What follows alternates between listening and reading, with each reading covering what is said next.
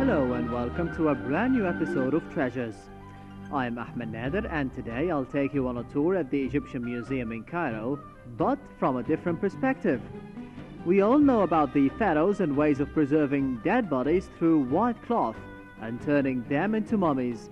But today we'll know more about the similarities of preserving bodies in the pharaonic and the Greco-Roman eras.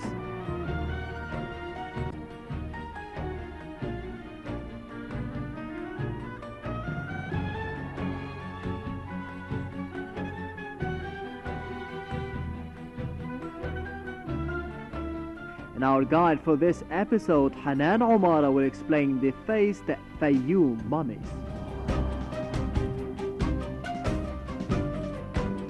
Mummy portrait or fayum mummy portrait is the modern term given to painted mummy portraits attached to mummies. And they are one of the most prestigious and regarded types of art dating back to the classical world. The fayum mummy portrait is actually a more stylistic expression more than a geographical expression, because most of the mummy portraits were found in Fayum Basin.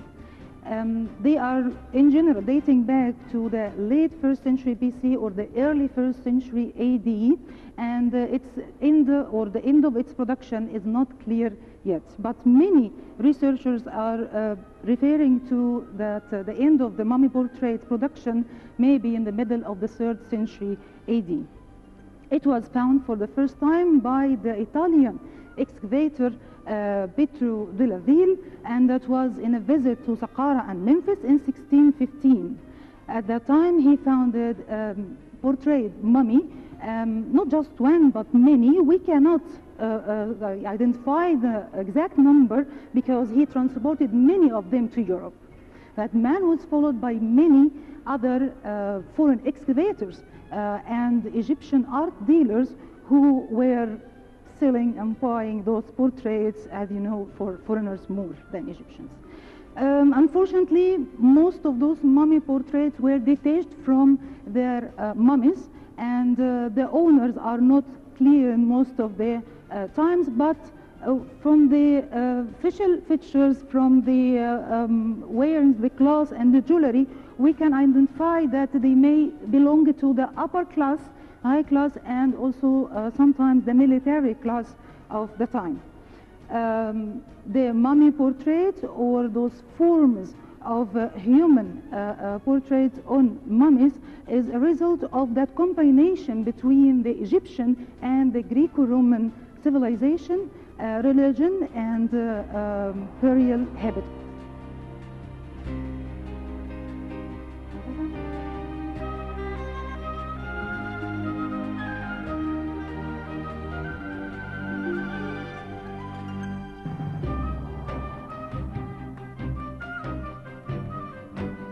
Painted mummy portraits were made out of many different imported hard wood, like the oak, sycamore, cypress, and the citron and fig. And the wood was made as a thin rectangular panel. Then that panel was smooth, made smooth. Sometimes they were adding a plaster layer just to make it more smooth and more easy to paint on it. And then they were applying all the paintings and the drawings. And otherwise they were using some gold leaves just to represent the jewelry and also the brooches above their heads, and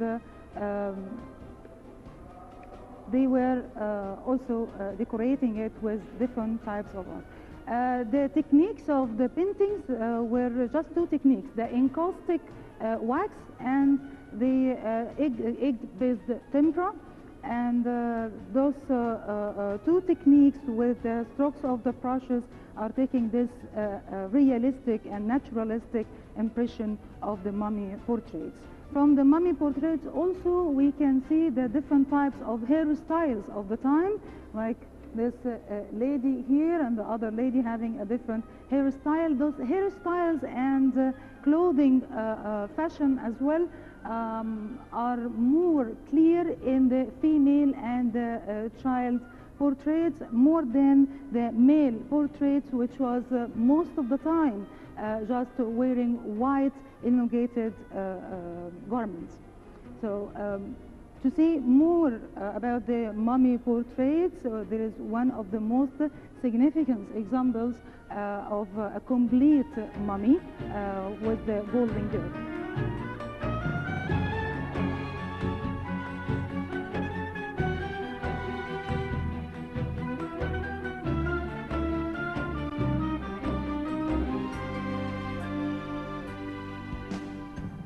Of the detached mummy portraits in the last part. But now, let's see how the mummy portraits were first found. In 1615, when Petro de la Ville found the mummy portrait in the first time, he found it attached to the mummy, like this case of the golden girl.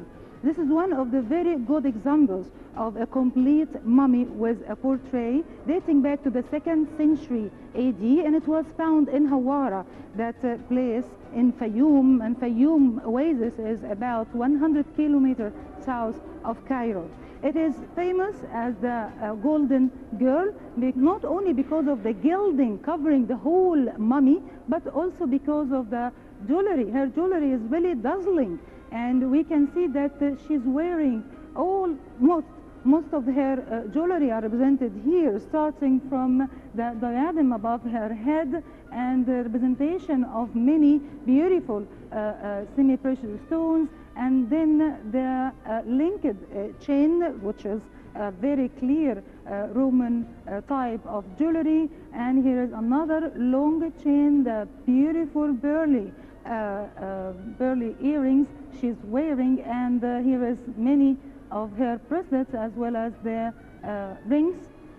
The mummy is not just painted to imitate the real jewelry, but also it is inlaid with many different types of semi-precious stones. We can see the agate, the emerald, and many other types. Although that it looks very Greek-Roman in artistic features, in the mummification habit, but also still having this Egyptian influence in this winged goddess to protect the mummy, as well as God Anubis here, who's supervising the mummification process. And at the end we can see her two little feet also decorating with a beautiful sandal. We can see also some of the cartonnage, and by the way, the cartonnage is layers of linen covered with plaster that was making it hard enough to add all the paintings and representations and to keep the form of the mummy in a good shape.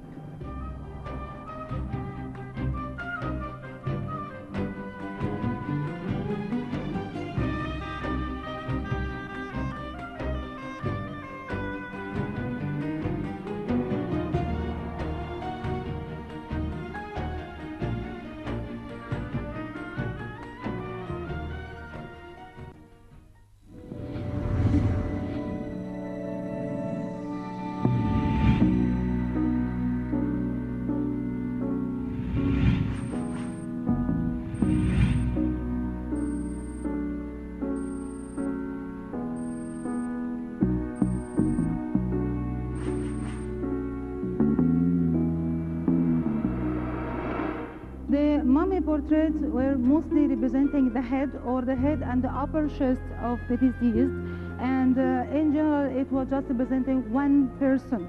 But in a very rare and in an unusual mummy portrait, here it has a round form, and firstly it has a round form. In general it has just a rectangular form, and here we have also two persons are displayed. They were maybe two brothers, and we can figure out that they were maybe warriors because of their locks which held here with brooches. And these two brothers were found in Sheikh Abada.